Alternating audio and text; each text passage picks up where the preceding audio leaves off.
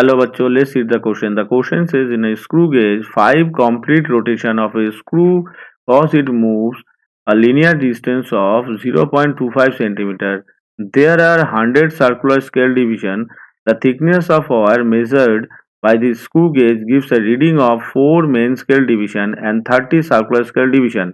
Assuming negligible zero error, thickness of the wire is option A 0.3150 centimeter, option B 0.2150 centimeter, option C 0.4300 centimeter, option D 0.0430 centimeter. So the question is based on how to find out the thickness of a wire by using a screw gauge.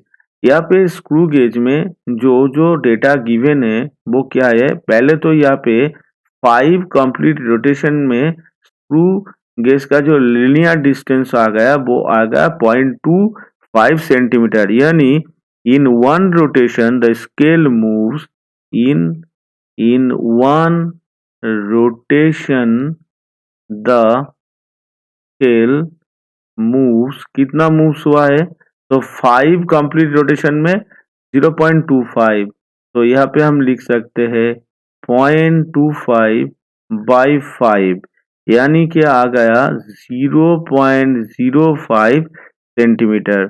ये आ गया हमारा कितना, ये हो गया हमारा one rotation में scale जितना मूव करता है, इसको हम कह सकते हैं स्क्रू पिच। अभी इसका टोटल नंबर ऑफ डिवीजन कितना है 100, तो हम लीस्ट काउंट कैलकुलेशन कर लेते हैं।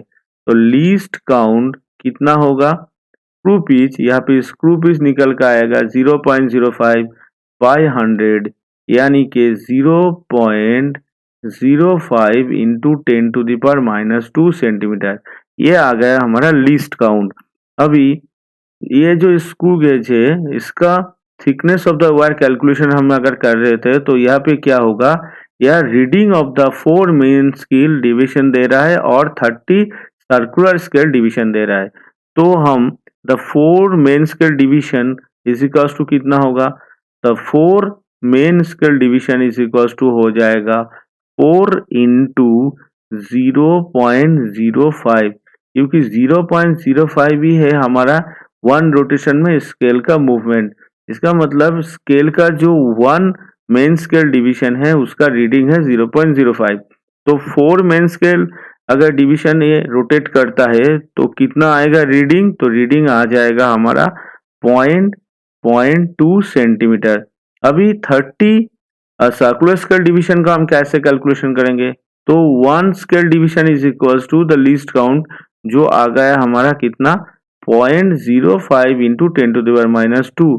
तो 30 सर्कुलर स्केल डिवीजन में हमारा रीडिंग कितना आएगा, 30 इंटू 0.05 इंटू 10⁻², यानी कि इसका जो रीडिंग निकल कर आएगा वो आ जाएगा 1.5 इंटू 10⁻² सेंटीमीटर। तो द रीडिंग ऑफ और the thickness of the wire कितना आएगा, तो हमारा जो थिकनेस आ जाएगा, थिकनेस ऑफ वायर आ जाएगा इन दोनों का सम, यानी कि पहले हमारा रीडिंग था कितना, पहले हमारा रीडिंग आया था यहाँ पे 0.2 है, 0.2 प्लस बाद में आ जाएगा 1.5 इंटू 10⁻² सेंटीमीटर, ये हो गया हमारा थिकनेस ऑफ द वायर।